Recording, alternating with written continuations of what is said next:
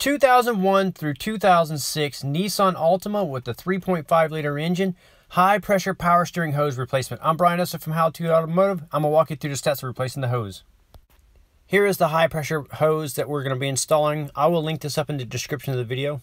We're going to get started by removing some of the power steering fluid from the reservoir. It's on the right side of the vehicle, or the passenger side of the vehicle.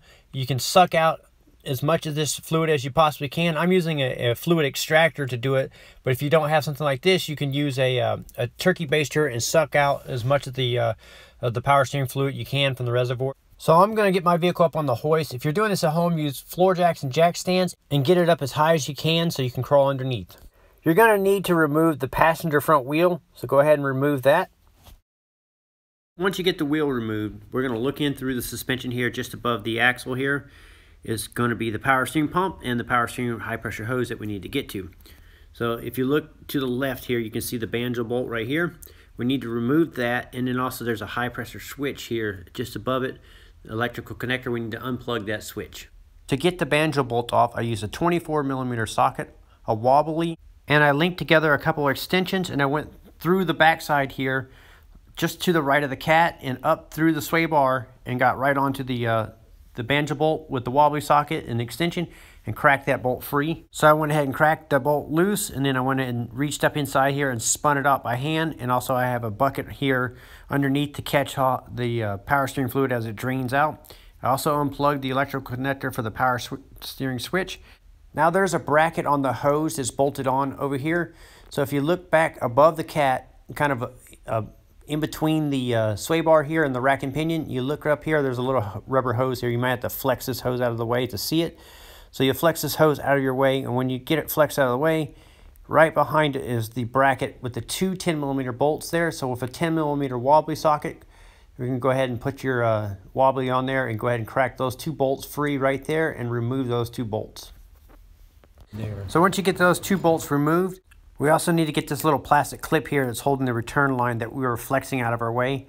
So it's that yellow clip right there. We need to get up there with a pair of needle nose pliers. Just give it a little squeeze and pop it out of its little bracket. After that, we're going to go back up top side and we're going to remove the air snorkel here. So you're going to loosen up the clamps and you're going to take off the vent hose here and remove this portion of the air snorkel. Once you get it off right here, now we can reach down here below and remove the other end of the high pressure power steering hose going into the rack and pinion. So I'm going to flex this hose down here, and if you look down there, you can see my wrench is already on there. It's a 14mm wrench. You can use a flare wrench or a line wrench to remove these. So you're just going to put your wrench on the fitting down there, and you're going to reach down below here, and then you're going to crack that 14mm fitting loose. So you're going to go counterclockwise with it. To point out the bracket that we were removing with the 10mm wobbly socket underneath through the sway bar, you can also get to it from reaching around like this to get to those two 10mm bolts holding that bracket on. So you can reach around back here, and with a 10mm ratcheting wrench you can get those off. Now for the most challenging portion is to get to this one bracket here that holds the hose in place, and that's mounted right here on the back of the intake manifold. And if you look right down here, you'll see a little bracket.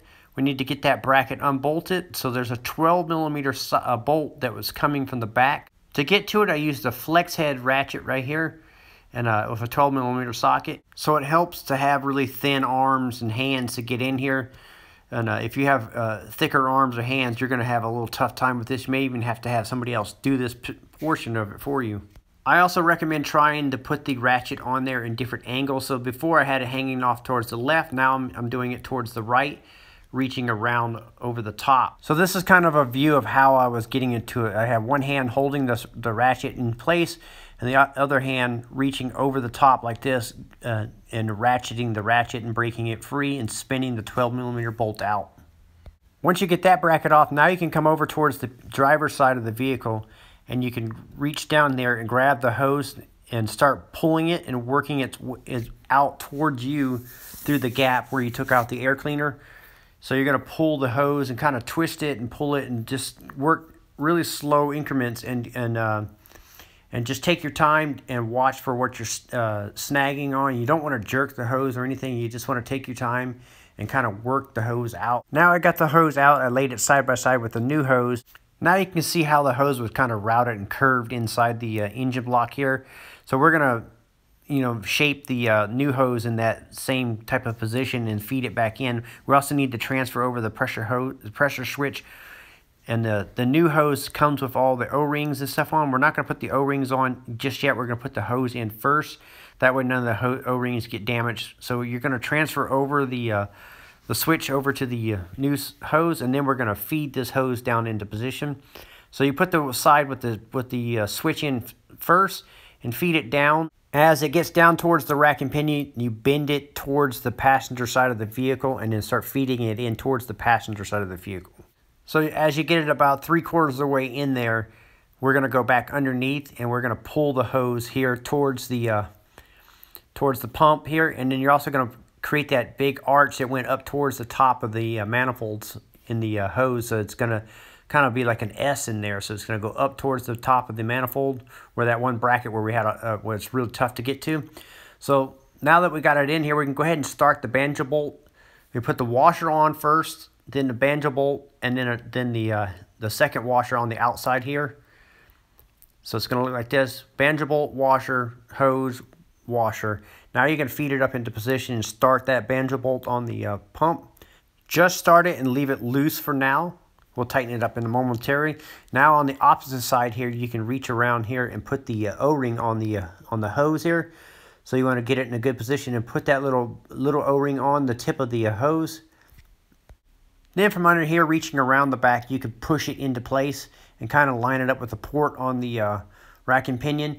And then once you got it lined up with the port on the rack and pinion, you can either start it right here if you can get your hands in here and start it, or we can go back up top and start the line and screw it in.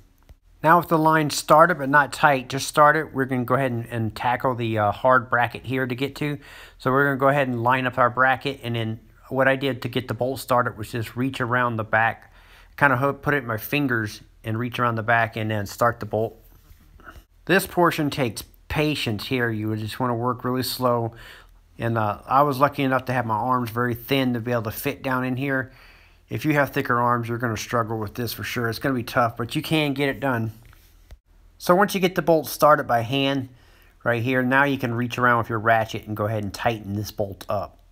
Now that I got the bracket back here tight and secure, I'm going to go on the opposite side over here and work through the gap, and we're going to tighten up the line that went into the rack and pinion. So you'll make sure that it's screwed all the way in and tighten that up. Now to get the two 10mm bolts that went on the little bracket here that went below, just above the sway bar, I reached down like this and kind of reached in and then turned my hand in like this, and now I can actually get to the two bolts and start those here. Or you can go from underneath and use your wobbly socket. So now that you got that bracket re-secured, the next step is to tighten up the banjo bolt. So you're going to go through the suspension like we did before with the wobbly socket, the 24mm, and the extension like this going through the sway bar. Go ahead and tighten that bolt up. So you're going to tighten it up to it's snug and about a quarter turn more. You don't want to over tighten that. These bolts are kind of fragile and they will snap off if you over tighten them. So after getting it tightened up, I used a little bit of brake parts washer here and kind of sprayed everything down and dried it out. And then I also went in here to re-secure that bracket here from underneath. I got the bolts started. I got one of them started from up top, but this one was having a little trouble, so I came from underneath and got with my wobbly socket and my extension and went ahead and tightened those two up. Now you can go ahead and reinstall the wheel and tighten those down. Then we're going to lower the vehicle down and put the air snorkel back on. So you'll put it on both fittings, tighten the clamps up, put the vent line on and tighten the clamp up. Now we're ready to fill it up with power steering fluid. I recommend using Nissan approved power steering fluid. I will link it up in the description. So fill it up to the full mark, or actually I filled it up till it was all completely full to the top of the rim, started the vehicle up, and then the level dropped down. So then you may have to adjust the level. With the fluid at the proper level, I turned the steering wheel left and right a few times with the engine running to make sure that the fluid is at the proper level. I'm Brian Esser from How to Automotive. I'd like to thank you guys for watching my videos, encourage you to subscribe, invite you to head over to the howtoautomotive.com website for more valuable videos like this. Thank you again for watching.